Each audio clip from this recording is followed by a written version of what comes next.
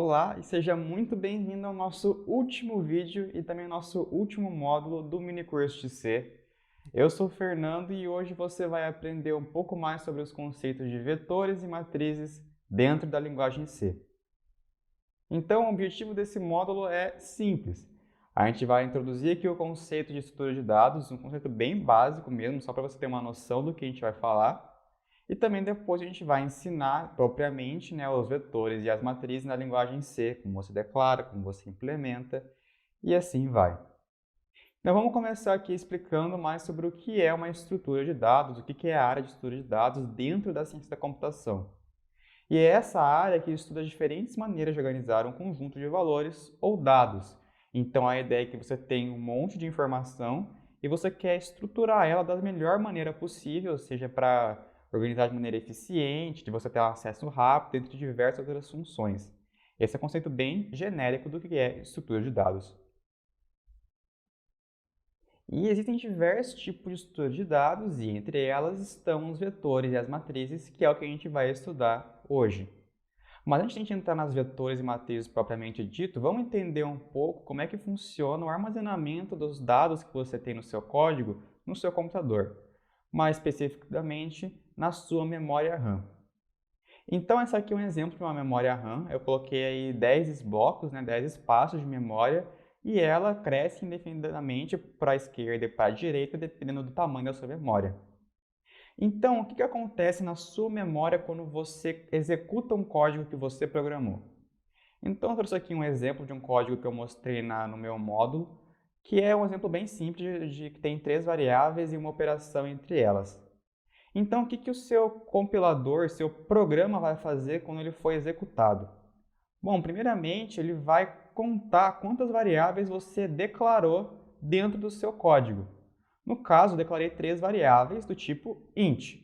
Então, o computador, o seu sistema operacional, ele vai reservar para o seu código na memória RAM 3 espaços de memória, que aqui estão sendo representados pelas letras A, B e C. Depois disso, ele vai então perceber aqui, ele vai analisar o seu código para procurar qualquer operação aritmética para ver se as variáveis vão mudar de valor. E exatamente isso que está nessa segunda linha aqui. Então, o resultado está recebendo 2 mais 2. Então, o que ele vai fazer é que ele vai vir aqui no espaço da variável A, do endereço A, e vai alterar o valor que está ali para o valor 4, que é o resultado da operação aqui.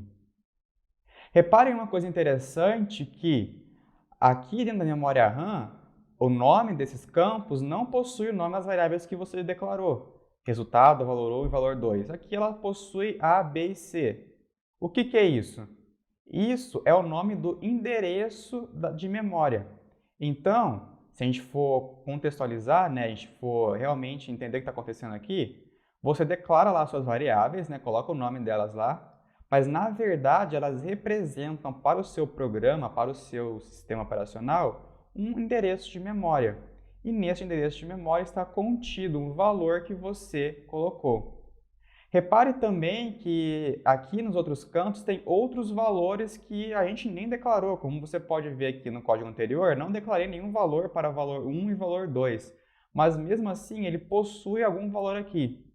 Esse valor que está aqui é o lixo que a gente chama. É o resto de outros códigos, de outros programas que executaram, foram ser executados, deixaram lixo, resto de variáveis na memória e agora não estão sendo mais usados na memória e o programa agora ocupa esse espaço que estava sendo executado por outro programa. Por isso que quando declarada a variável, ela pode assumir outro valor que não seja aquele que você realmente colocou para ela. No caso aqui, valor 1 e valor 2 tem outros valores que a gente nem declarou, justamente porque ele pegou valores de outros programas que tinham armazenado os dados na memória.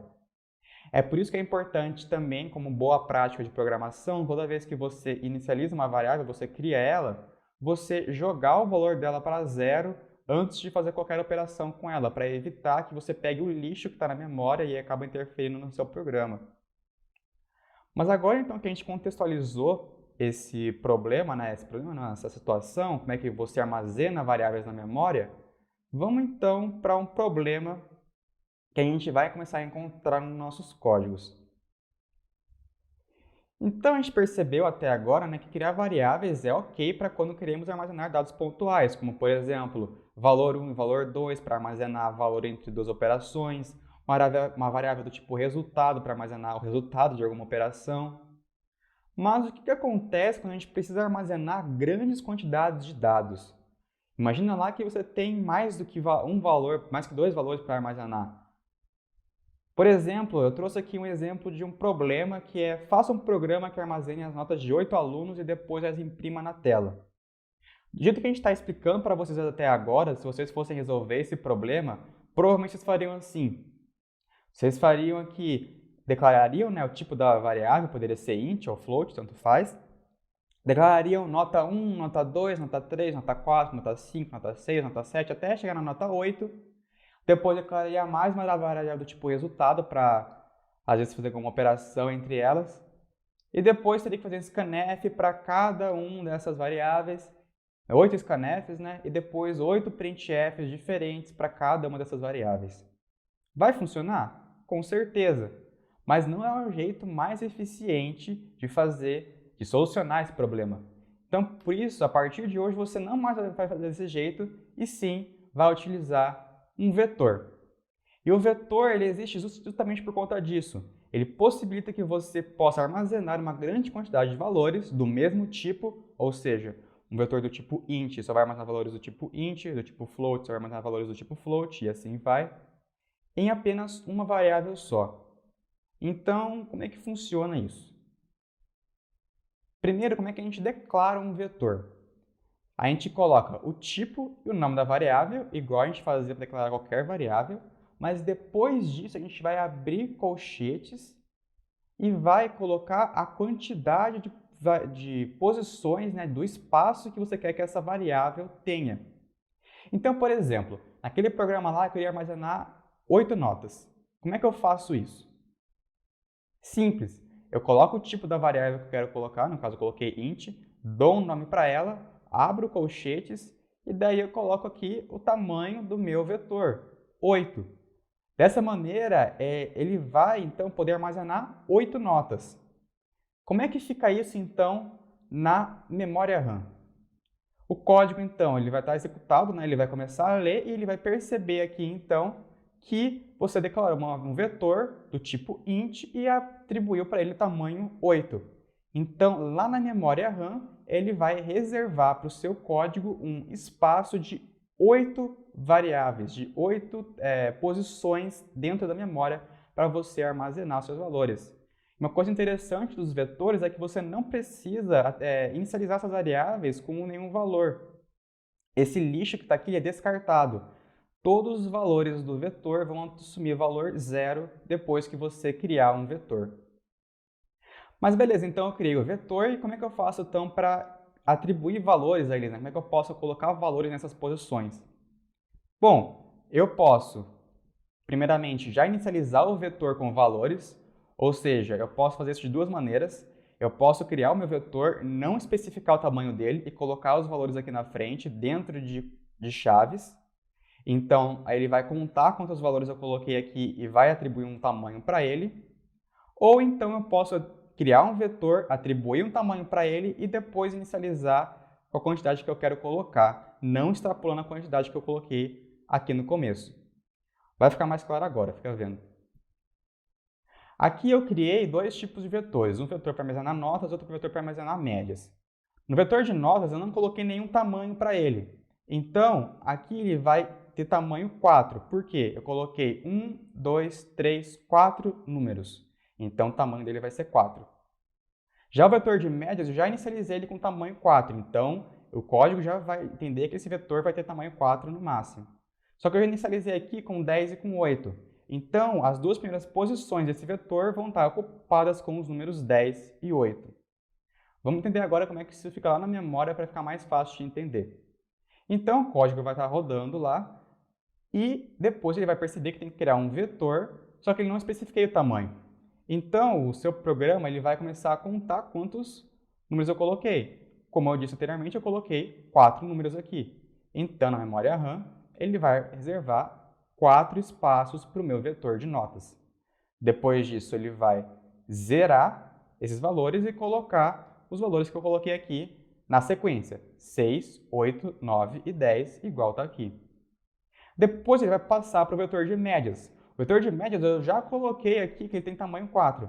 Então ele vai reservar mais 4 espaços na memória para armazenar os meus valores. Ele vai então zerar essas posições e atribuir aqui a quantidade, né, os valores que eu coloquei, 10 e 8. 10 e 8, e o resto ficou como zero porque eu não coloquei mais nenhum valor. Eu também não poderia colocar mais que 4 valores. Se eu colocasse 5, por exemplo, ele não ia aceitar e ia dar um erro de compilação. Eu também posso atribuir valores a uma posição durante o código das seguintes maneiras. Eu posso até colocar o nome da variável, igual eu fazia antes com qualquer variável, a variável igual ao valor, só que daí eu tenho que especificar qual que é o índice que eu quero atribuir a esse valor. Senão eu vou estar alterando o campo do endereço de memória, que está isso aqui. Então, se eu quiser, por exemplo, igual eu coloquei aqui embaixo, tipo o nome da variável 5, eu declarei uma variável do tipo qualquer e declarei 5 posições para ela. Percebam aqui que eu coloquei o nome da variável, abre colchetes e coloquei 0. Por que isso? A posição do vetor, o índice dele, né, sempre começa com 0. Então, a primeira posição do vetor vai ter índice de valor 0. A segunda posição do vetor vai ter índice de posição 1. A terceira posição do vetor vai ter índice de posição 2. A quarta posição do vetor vai ter índice de posição 3. E a quinta posição do vetor vai ter índice de número 4. Isso é um pouco confuso, mas é um paradigma, né? Um conceito da programação. Isso já é definido e a gente não mexe nisso. Os vetores eles sempre começam com índice 0. Então eu posso colocar isso e depois ele vai atribuir a essa posição o valor que eu coloquei na frente. Então a primeira posição, que vai ter índice 0, vai ter valor 10. A quarta posição, que tem índice 3, vai ter valor 10 também, igual eu coloquei aqui. Eu também posso fazer através de um scanf, que eu faço do mesmo jeito que eu já fazia com os outros scanfs, só que daí eu coloco também o índice que eu quero armazenar, o valor que eu estou escaneando. Vamos ver no código, então, como é que isso funciona. Eu estou voltando para aquele código lá de notas e médias, e no meio desse código aí eu coloquei que a notas na primeira posição vai ter valor 7 e depois médias na quarta posição vai ter valor 5. Vamos entender então como é que isso aqui vai funcionar. O meu código então, ele vai ler isso aqui, ele vai entender que isso aqui é o índice, né? Que então o índice 0 é a posição 1 do vetor. Então, ele vai lá na posição 1 e vai colocar o valor 7. Vai substituir o valor que estava lá e vai colocar o valor 7. Daí ele vai ler aqui média 3 igual a 5. Beleza, então o índice aqui é igual a 3. Então ele vai vir aqui na terceira posição e colocar o valor 5? Não, porque como eu disse anteriormente, o índice ele é sempre um valor a menos da posição que a gente realmente conta na vida real, né? Primeira, segunda, terceira, 1, 2, 3, 4. Então, na verdade, o índice 3 é equivalente à quarta posição do nosso vetor, que também é a última aqui, né? Então, por conta disso, ele vai vir aqui na quarta posição e colocar o valor 5. É um pouco confuso essa parte do índice agora, mas isso vai vir com a prática na frente, que vocês vão entender que vai ficar bem mais fácil de entender como é que você manipula esses índices. Então, só para a gente entender como é que isso aqui funciona, a representação da variável ela também tem a ver com o nome da variável, igual eu expliquei anteriormente. Então, notas 0 é equivalente ao endereço de memória A, que vai ter o valor 7. Notas no índice 1 é equivalente ao endereço de memória B, que vai ter o valor 8, e assim por diante. Lembrando que essa diferença aqui de vetores, né, mesmo que eles sejam sequencialmente, o índice é equivalente só a um desses vetores. Então, por isso que aqui não é tipo notas 3 e aqui pula para 4. Aqui já é 0 porque esse índice aqui é equivalente ao índice do vetor de média, não mais o de notas. Mas a sequência de endereço de memória continua a mesma. Lembrando também que o seu programa ele só vai executar dentro desse espaço de memória aqui, né? Ele não pode invadir esse espaço em cinza, porque senão você vai estar pegando dados assim que você não quer, que vai acabar estragando o seu código. Por isso que é sempre tomar bastante atenção nessa parte do índice, porque se você somar o índice mais 4, ele vai vir para cá e vai pegar um lixo aqui que você nem está querendo utilizar, porque é fora do seu espaço de memória. Então agora bora praticar um pouquinho lá como é que a gente manipula os vetores em C, fazendo o programa que eu sugeri lá no começo, um programa que armazena as notas de 8 alunos e depois a gente vai imprimir elas na tela de acordo com o usuário inseriu. Bom, então vamos lá. Vamos fazer esse programa aí que tem que armazenar 8 notas e depois imprimir elas na tela. A gente agora já aprendeu como é que declara um vetor. Então, bora fazer isso. Aqui eu vou usar float ao invés de int que eu coloquei nos slides, porque na verdade é melhor float para notas que a gente está armazenando, né? Então vamos colocar aqui notas 8. Agora então é isso, eu já criei meu vetor de notas que vão ter 8 posições, então eu vou ter 8 espaços na minha memória disponíveis para mim acessar e guardar meus valores ali dentro. Então vamos lá. Vou pedir aqui para o usuário inserir um valor.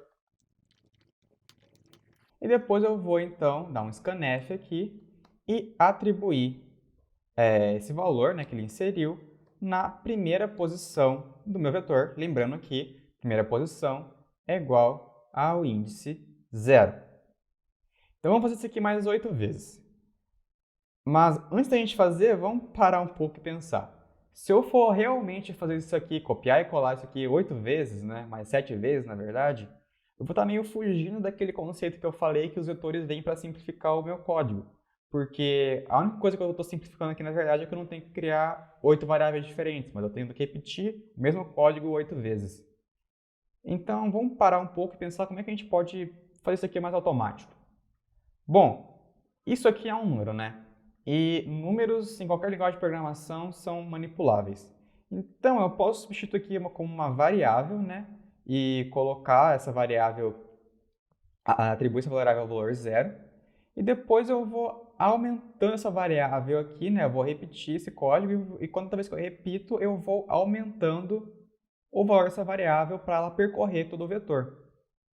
E se vocês viram o último módulo com as estruturas condicionais e de repetição que o Renan explicou, vocês já sabem que eu vou usar elas agora para fazer isso aqui bem mais fácil. E como é que a gente vai fazer então? Para isso eu vou usar o for. O for é a melhor maneira de você percorrer um vetor, seja em qualquer linguagem.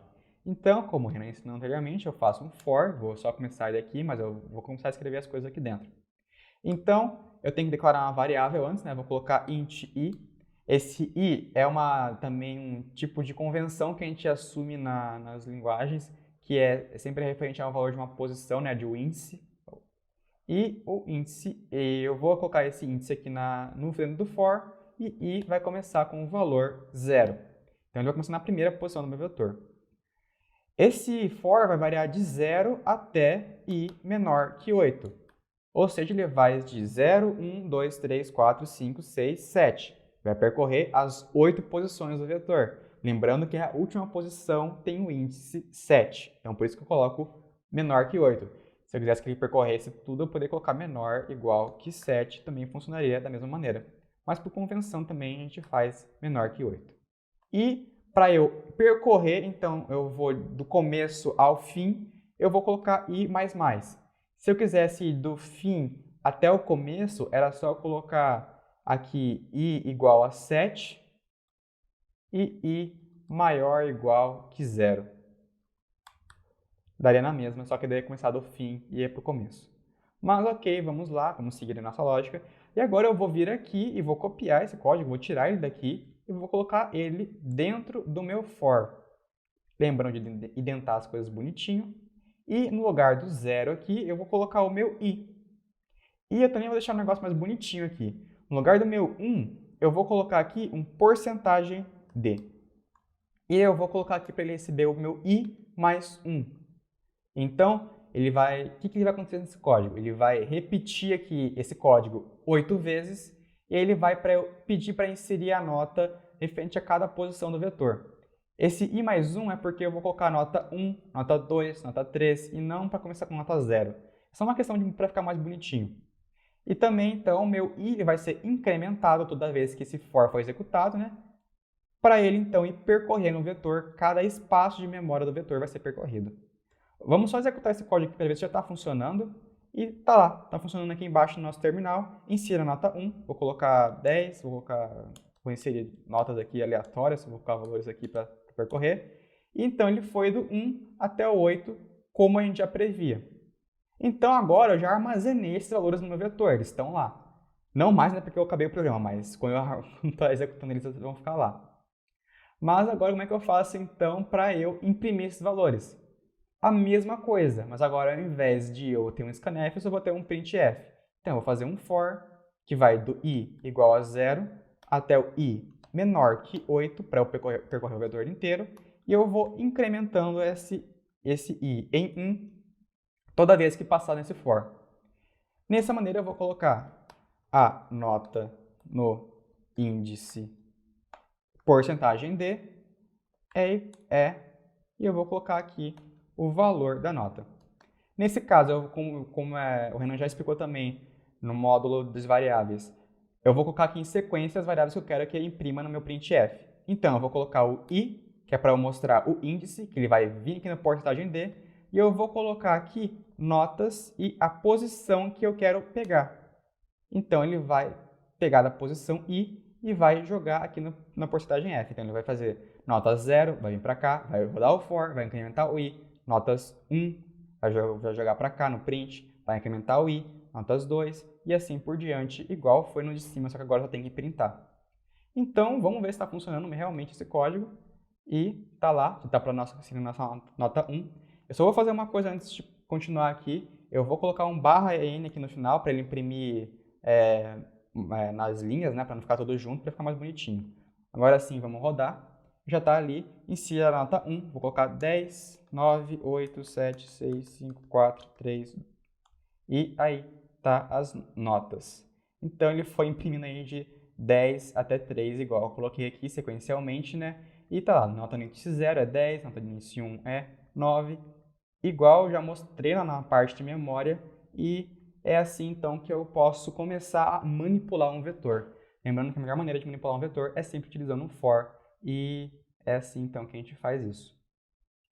Ok, agora que vocês viram então como é que a gente aplica os conceitos de vetor na linguagem, vamos fazer um monte de exercício aqui que eu trouxe para vocês realmente fixarem o conceito de vetor, que ele é muito importante para você fazer os seus programas. O primeiro exercício então é faça um programa que armazene 10 valores inseridos pelo usuário e depois os imprima na tela em ordem reversa. Então a ideia aqui é que você vai colocar lá, por exemplo, 1, 2, 3, 4, 5, 6, 7, 8, 9, 10, e depois na tela vai imprimir o contrário, 10, 9, 8, 7, 6, 5, 4, 3, 2, 1. Não precisa ser os números sequenciais, você pode tocar valores aleatórios, o importante é que ele imprima na ordem reversa que o usuário inseriu ele no seu programa. Segundo exercício. Na estatística, os cálculos de média, moda e mediana são comuns. Faça um programa que armazene 10 valores e imprima valores de média, moda e mediana entre eles. Então você vai pegar 10 valores do usuário, vai armazenar num vetor e depois vai fazer aí as operações de média, moda e mediana entre eles. Você pode pesquisar rapidinho para lembrar o que é média, moda e mediana, caso você não lembre, mas é um conceito bem simples, é bem tranquilo fazer esse exercício aqui. Terceiro exercício. Renan é um professor que dá aula para 20 alunos em uma turma de programação. Você, como é aluno aplicado, decidiu ajudar Renan a calcular a média de notas da turma durante um bimestre. Faça um programa que armazene as 20 notas, faça a média entre elas e imprima o valor na tela. No final, também mostre qual foi a menor e a maior nota da turma. Esse exercício aqui é bem bacana porque tem como fazer ele sem usar vetor. Mas nesse caso eu quero que você armazene as 20 notas, ou seja, você vai ter que guardar 20 notas. E é para usar vetor nesse exercício aqui. É bem tranquilo de fazer, ele parece um pouco extenso na hora que você lê, mas ele é bem facinho, dá para usar até conceitos que você viu no exercício anterior. Quarto exercício. A teoria dos conjuntos é um ramo extremamente importante na matemática. Faça um programa que receba 8 valores e os armazene em um vetor. Depois receba outros 10 valores e os armazene no vetor B. Imprima na tela os valores da união e intersecção dos vetores A e B. Então, basicamente, você vai pedir para o usuário 8 valores, vai armazenar num vetor, né, numa variável A, e depois você vai pedir outros 10 valores, vai armazenar no vetor B. Após isso, você vai ter que fazer alguma operação no seu código para que você consiga extrair os valores da união e interseção dos vetores A e B. É bem simples de fazer isso aqui, parece complicado por conta dos termos união e intersecção, mas dá uma pesquisada que você vai entender como é que funciona a união e intersecção desses valores e você vai ver que é tranquilinho de fazer. 5. Faça um programa que receba 10 valores e os armazene em um vetor. Depois, ordene o vetor em ordem crescente e o imprima na tela. Eu vou ser honesto com vocês, esse exercício aqui é o mais chato e o mais complexo que eu coloquei nesse slide aqui. Qualquer exercício de ordenação, seja ele de vetor ou de qualquer estrutura de dados, é chato. Mas eu coloquei eles aqui porque justamente quero que você treine como manipular um vetor. Se você conseguir ordenar um vetor, você tem certeza que você vai conseguir fazer qualquer coisa com vetores e vai ficar bem tranquilo depois que você fazer esse exercício aqui. Então, minha sugestão é, dê uma pesquisada como é que você pode ordenar, não vai programando de uma vez, pesquisa com bastante calma e depois comece a tentar implementar alguma lógica que vai ordenar esse vetor em ordem crescente. Ele é bem chatinho de fazer, não é tranquilo esse, tá? Mas o resultado dele vai fazer com que você aprenda muito de como manipula um vetor. E é por isso que eu coloquei ele. Bom, agora vamos entender o que são strings e por que a gente sempre falou que vocês precisam aprender vetores para aprender o que é uma string. Porque uma string nada mais é do que uma cadeia de caracteres, que são char, né, do tipo char no C, armazenadas em um vetor. Então vocês vão entender agora de maneira bem tranquila como é que a linguagem C ela organiza uma string. Então você já deve ter visto esse tipo de declaração aqui antes, que você coloca um char, né, declara o tipo char, faz a palavra, dá o nome da variável, abre e fecha colchetes, e depois escreve aqui uma palavra que você quer guardar dentro dessa variável. No caso, eu coloquei banana. O que o seu computador, o que o seu código vai fazer quando ele for executado? Primeiro, ele vai contar o tamanho dessa palavra aqui, letra por letra. Vai fazer 1, 2, 3, 4, 5, 6. Então, banana tem 6 caracteres. O tamanho dela é 6. Com isso, ele vai armazenar tamanho suficiente na memória para guardar essa palavra aqui, ou seja, 6 espaços de memória. Depois, ele vai fazer mais um. Então, ele vai armazenar 7 espaços de memória. Vai reservar 7 espaços na memória para guardar sua palavra. Você já vai entender por quê. Mas então vamos lá, ele contou lá, né? Então vai fazer 6 do tamanho mais 1, então vai dar 7 espaços na sua memória. Depois ele vai colocar aqui em sequência cada caractere da sua palavra. Então é por isso que a string é um vetor, porque ela é uma sequência de caracteres que você vai realmente ler, de 0, 1, 2, 3, 4, 5. Então, por conta disso, por ser uma cadeia, né, uma sequência, a string ela utiliza de vetor para ser armazenada dentro da linguagem C. E por que então que ele coloca mais um espaço aqui no final da palavra?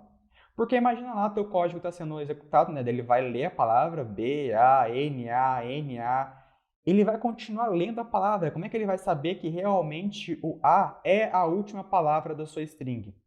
Para isso, ele armazena mais um espaço na memória para guardar um operador. Esse aqui a gente chama de terminador, né? Ele é o terminal null terminal, na verdade. Nesse operador aqui, quando o programa estiver sendo executado, quando ele chegar nele, ele vai entender que aqui é o final dessa palavra e daqui para trás tem uma palavra que é a que você armazenou. Ele não considera isso aqui, ele considera o que está daqui para trás. Então é assim que a linguagem ela armazena uma palavra dentro do seu código. Ela usa de vetores para conseguir, então, armazenar a sua palavra. E, então, como é que fica isso na memória RAM? Vocês devem ter percebido que eu sempre coloquei só valores na memória RAM, né? Eu não coloquei nenhuma letra. E é exatamente isso, na memória ela não vai nenhum caractere. Eu coloquei caractere lá para vocês ficarem mais fácil de visualizar o que está sendo salvo. Mas, na verdade, o que está sendo salvo são valores. E os valores que a linguagem C utiliza para guardar na memória são valores referentes à tabela ASCII. A tabela ASCII é uma codificação do nosso alfabeto e também de outros caracteres em valores numéricos. Então, por exemplo, o B recebe o valor 98, o A recebe o valor 97, o N recebe o valor 110 e assim por diante. Então, são esses valores numéricos que são guardados na memória, e não os caracteres propriamente ditos, né? São valores que são guardados lá. E eu também posso acessar esses valores naturalmente, como se fosse um vetor mesmo. Então, se eu colocar lá para extrair um porcentagem d, né, um inteiro, da palavra de índice 0, então eu vou receber valor 98. Se eu colocar para extrair um char, né, colocar um porcentagem c, eu vou receber b. E a mesma coisa para os outros. Se eu colocar porcentagem d para receber palavra de índice 1, eu vou receber o valor 97, e se eu colocar uma porcentagem C de char, eu vou receber um valor A. E tem uma dúvida que ficou, que eu lembro que bastante gente ficou perguntando, que era por que a gente não precisa colocar o e comercial quando você vai armazenar uma string. É porque a palavra, né, o nome da sua variável, ela sempre vai apontar para o primeiro endereço de memória. E a string, como você não vai começar a escrever dela a partir do meio, né, assim vai ser do começo, então você não precisa colocar o e-comercial, porque ele vai acessar diretamente o endereço de memória desde a primeira posição e vai começar a escrever a partir dele. Agora que vai a questão, o e-comercial ele serve justamente para indicar para o código que você quer acessar o endereço de memória e depois você vai então atribuir um valor para ele. É por isso que a gente usa ele no scanf. E vocês viram agora que a implementação de string em C parece bem simples, né? A lógica que é utilizada é bem simples, mas manipular as strings em C nativamente é muito complicado, porque acaba que você tem que manipular um vetor e não uma coisa única. Isso pode ser um pouco chato, que você pode acabar perdendo dados ali. Tem que ter sempre um terminal ali, ou aquele valor, o /0, né? O nulo, para indicar que acabou a sua string. Então, como é que a gente faz para ter um jeito mais fácil de manipular essas strings? Bom, para isso a linguagem ela possui uma biblioteca, que é string.h, que permite que você faça manipulações mais complexas entre strings sem se preocupar tanto com as funções que você vai ter que implementar. Então agora vamos ver no código, na prática, como é que a gente manipula as strings do jeito que eu mostrei anteriormente e também como é que a gente usa essa biblioteca no código para ficar mais fácil de manipular as strings.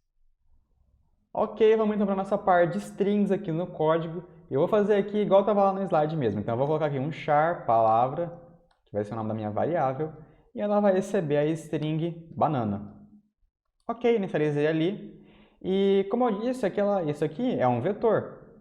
Ele inicializou essa palavra aqui com tamanho 6 mais 1 com o meu terminal, e eu posso então começar a manipular isso aqui.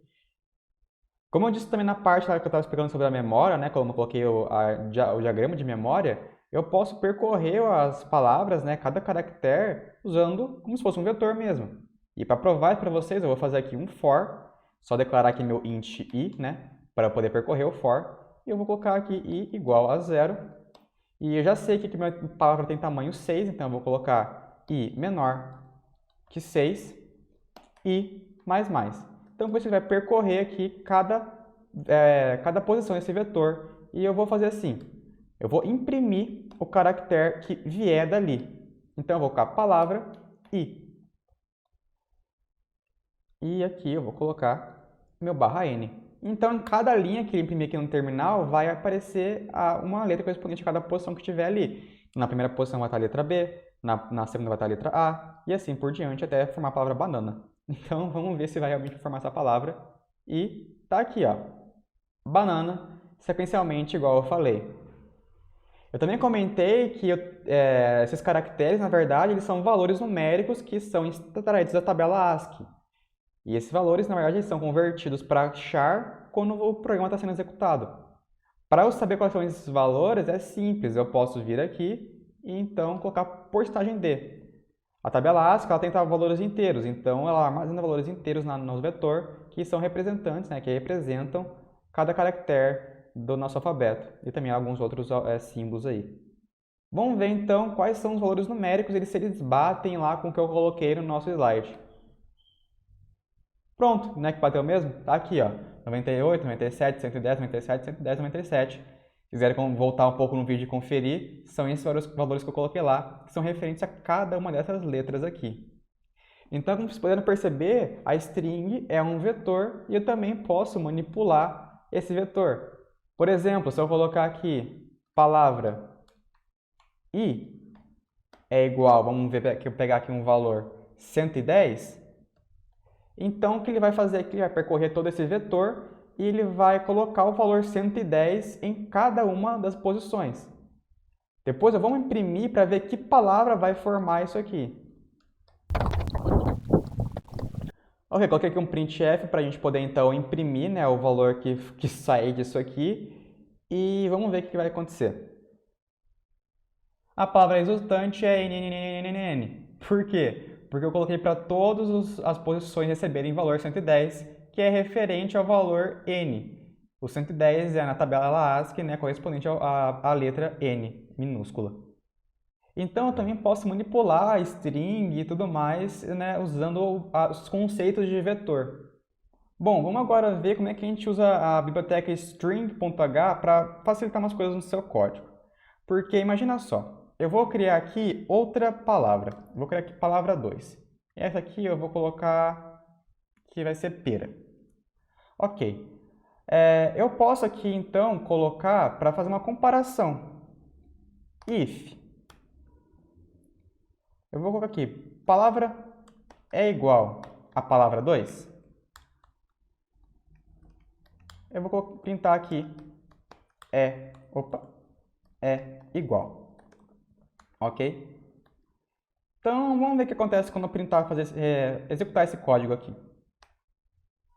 Não printou nada, né? Ok.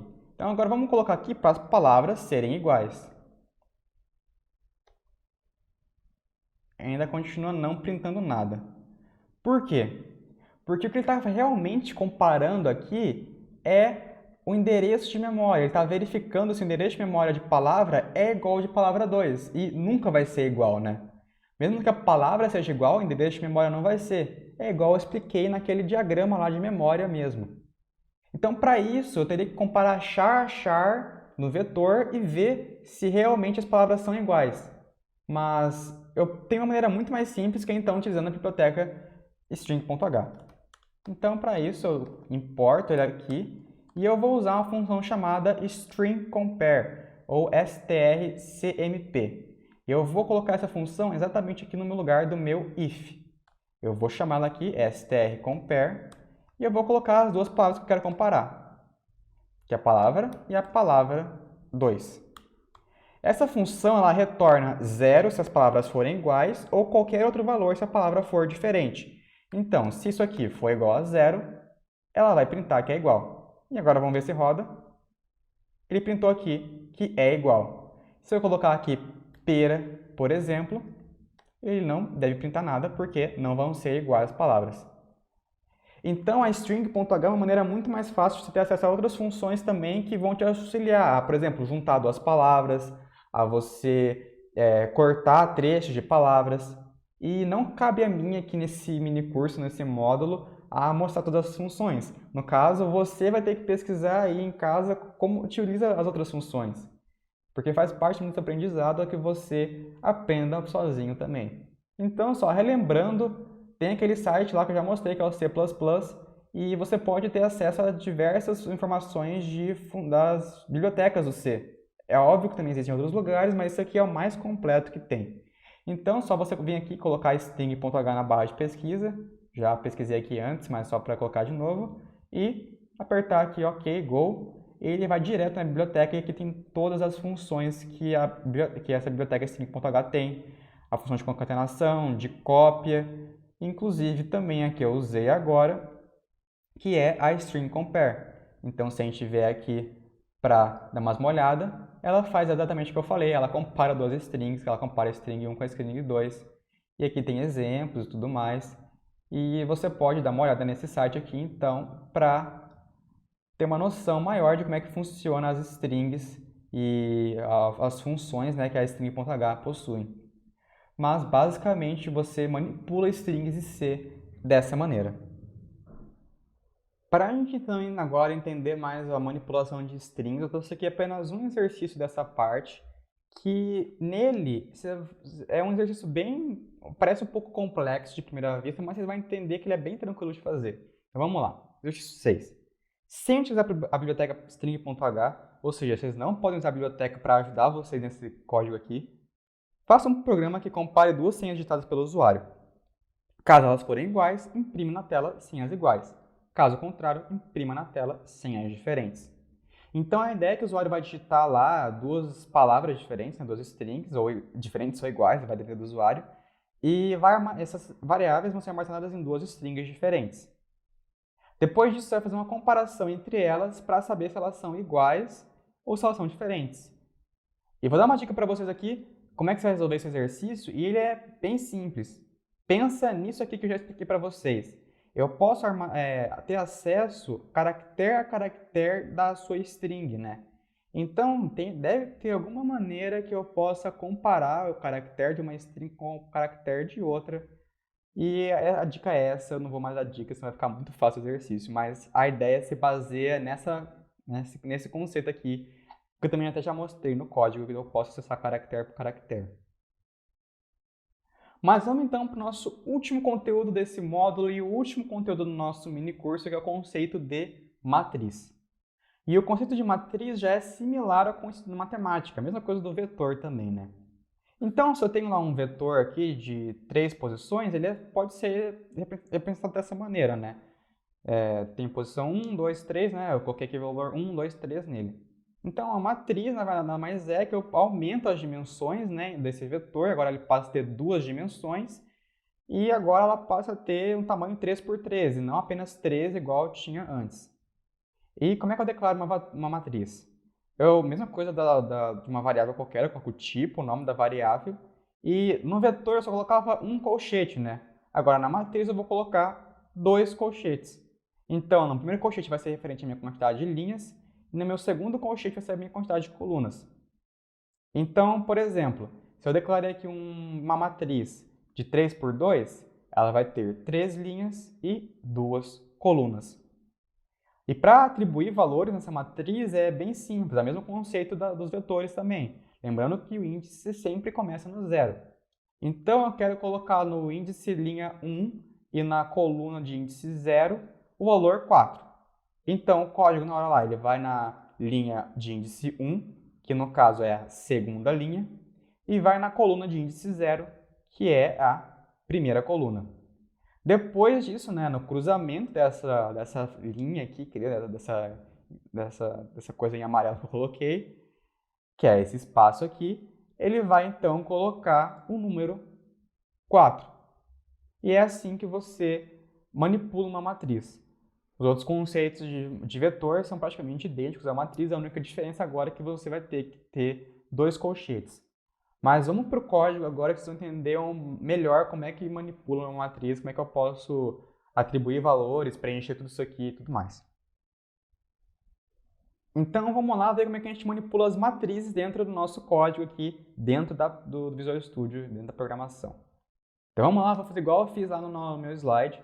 Coloquei lá uma matriz 3 por 2. E como é que eu vou então manipular essa matriz, né? Atribuir valor, ler valor e tudo mais. Bom, eu falei lá na parte de vetor que a melhor maneira de você percorrer um vetor é usando for. E para a matriz não é diferente. Então, para isso eu vou fazer aqui um for. Já vou colocar aqui antes minha variável do tipo i, né, para eu ter o meu índice, para eu poder andar com ele. Eu vou colocar aqui i é igual a 0. I é menor. Nesse caso, eu vou colocar do meu primeiro tamanho aqui, né, que é 3, e i mais. O que isso vai fazer então? Com isso, já tem uma maneira de percorrer a primeira parte da minha matriz, que são as linhas. Então, a cada iteração, na verdade, do meu for, ele vai andar um trecho de linha. Como é que eu faço então para percorrer as colunas? É simples, eu coloco um for dentro desse for aqui. Nesse caso, eu vou criar outra variável para não ter que mexer na variável i, para eu ter variáveis distintas manipulando a linha e a coluna, senão vai atrapalhar na hora de mexer no meu código. Vou fazer aqui, coluna recebe igual a 0. J, né, vai ser menor, que é o tamanho que eu coloquei aqui, que é 2, e J mais. O que vai acontecer então? Ele vai entrar nesse for, vai entrar como i igual a 0, então vai estar na primeira linha lá, né? Depois ele vai entrar nesse for aqui, e ele vai então estar o J vai estar igual a 0, ou seja, na primeira coluna. Voltou aqui do for, beleza, fiz esse for aqui, mas eu volto nesse for aqui ainda. Mas o for, ele vai acrescentar mais um no meu J, que é a minha coluna. Então, ele vai para a primeira coluna. E assim, ele vai fazer linha 1, primeira, segunda coluna. Depois ele vai sair daqui, vai voltar para esse for, vai acrescentar mais um no i, vai para a segunda linha. E vai repetir esse código aqui de dentro. E é assim que ele vai, então, andando pela matriz. Ele vai, pelo primeiro for, pelo segundo for, ele vai conseguindo percorrer linha, coluna, coluna, linha, coluna, coluna e linha, coluna, coluna. Eu vou preencher essa matriz aqui para vocês verem como é que funciona e vocês verem que vai ficar nessa sequência mesmo. Ele vai ficar 1, 2, 3, 4, 5, 6, nessa sequência de posições.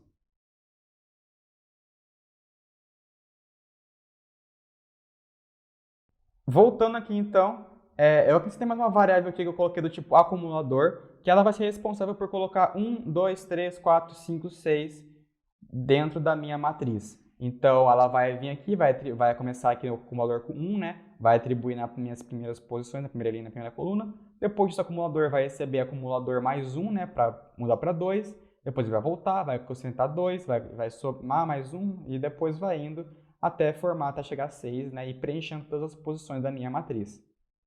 Como é que eu faço, então, para... Agora eu já rodei isso aqui, né? Já vai funcionar para atribuir valores. Como é que eu faço para printar? É a mesma coisa. Eu posso até copiar esse for aqui, esses dois fors, e colocar aqui embaixo. Mas o que vai acontecer de diferente? Aqui, ao invés de colocar para atribuir, eu vou colocar para imprimir o valor que está na posição da matriz I e J. Uma coisa também, o I e o J também é uma convenção que a gente utiliza. O I a gente sempre basicamente utiliza para falar que é a linha da matriz e o J sempre para falar que é a coluna. Então, por isso que eu sempre coloco I, J dentro dessas matrizes aqui. Dessa maneira aqui, eu já consigo, então, atribuir valores e printar eles para ver se realmente funcionou. Então, vamos rodar o código e 1, 2, 3, 4, 5, 6. Realmente, então, na minha matriz tem 1, 2, 3, 4, 5, 6, na sequência que eu inseri eles aqui dentro. Se eu quiser, eu posso deixar isso aqui até um pouco mais bonitinho. Você vai ver só, eu posso colocar esse print aqui assim e depois colocar printf/n aqui. Então, ele vai printar, na verdade, os valores das linhas aqui em uma linha só, né? E depois ele vai pular uma linha quando for para pular de coluna. Vocês vão ver como é que vai ficar. Tá aqui, ó. 1, 2, 3, 4, 5, 6. Minha matriz aqui, né? De 3 linhas, né? Por 2 colunas. Tá feita. E é assim, então, que eu atribuo valores e eu também posso imprimir os valores de uma matriz. Lembrando que eu sempre tenho que ter um for dentro de outro for. E a lógica é a mesma dos vetores, só que vai mudar que vai estar um dentro do outro. E assim eu posso manipular do jeito que eu quiser a minha matriz. Vamos agora, então, para os nossos últimos exercícios, que são os exercícios de matriz. Eu trouxe apenas 2 exercícios de matriz porque, sendo honesto com vocês, matriz não é algo que a gente realmente utiliza muito nos nossos códigos no dia a dia. Então, é mais, se você quiser fazer alguma operação matemática mais avançada, você vai utilizar uma matriz. Mesmo assim, é importante que vocês façam os exercícios para entender como é que funciona a matriz e também para ficar mais fácil de você compreender depois como é que funciona outras estruturas de dados. Os exercícios que eu trouxe de matriz são bem simples, então, por favor, façam eles. Exercício 7, então, é para você preencher uma matriz 3x3 com valores inseridos pelo usuário e depois você vai imprimir os valores na tela. Então, é basicamente o que eu mostrei lá naquele outro slide. Você vai ter uma matriz que vai ser de 3x3, você vai, então, pedir para o usuário colocar 9 valores e esses valores vão ser armazenados em cada posição da matriz e depois você só vai imprimir esses valores na tela. Simples assim. Nosso último exercício, então, é para você preencher uma matriz 3x3 com valores inseridos pelo usuário, a exemplo igual foi no último exercício, mas dessa vez você vai verificar se a matriz inserida é uma matriz diagonal. Se você não lembra que é uma matriz diagonal, é que apenas os valores na diagonal principal são diferentes de 0, e todos os outros valores, né, são 0. Então, você vai verificar se, no caso aqui, né, os espaços que estão em amarelo, não, em azul, perdão, são diferentes de 0 e se os outros espaços são igual a 0. Se isso for verdade, isso aqui é uma matriz diagonal. Caso não seja, caso eu tenha, por exemplo, aqui nessa posição algum valor 1, por exemplo, ou qualquer outro valor, ela não vai ser uma matriz diagonal. Com isso, chegamos então ao fim do nosso módulo e também ao fim do nosso mini curso. O Renan não está aqui comigo agora, mas eu, em nome dele, a gente agradece muito pela participação de você até o final do nosso mini curso de C. Tem muito mais coisa que o C aborda. Esse aqui que você viu foi praticamente um primeiro semestre que a gente teria num curso de programação, no nosso curso de ciência da computação, que aborda bastante coisa, que é desde o começo de variáveis até vetores. Depois disso tem mais coisas, você pode, se você quiser pesquisar, você pode pesquisar por ponteiros, por funções, por structs, por exemplo. Mas boa parte de que você vai usar em outras linguagens foi abordado aqui. Então, se você entendeu bem cada módulo, cada conceito que a gente passou, você está apto não só para entender toda a linguagem C, mas qualquer outra linguagem que existe por aí, Java, Python, C++ e assim vai. Então, se você não entendeu alguma coisa, por favor, deixa alguma dúvida pra gente, deixa nos comentários, deixa nas lives, deixa no nosso Insta também, que a gente sempre está lá postando se você tem alguma dúvida, para a gente realmente responder e tirar todas elas para você sair desse mini curso realmente sabendo tudo da linguagem C, quer dizer, tudo não, né? Boa parte da linguagem C, para você depois chegar mais para frente e conseguir aprender com mais facilidade outras linguagens. Eu agradeço muito a atenção de você nesse módulo, ele ficou bem compridinho, mas é um módulo bem importante para você entender o conceito de estrutura de dados. E se você chegou até aqui, não esquece de você dar aquele curtida aqui no nosso vídeo, compartilhe com alguém que você, esse mini curso, né? Compartilhe ele inteiro, vá lá no primeiro vídeo, pega o link e compartilhe com seus amigos para ver se alguém desperta interesse em programação, né? Vai que surge aí. Então, muito obrigado pela atenção e a gente vê vocês aí em qualquer outro mini curso que o Ramo disponibilizar para a gente. Até lá!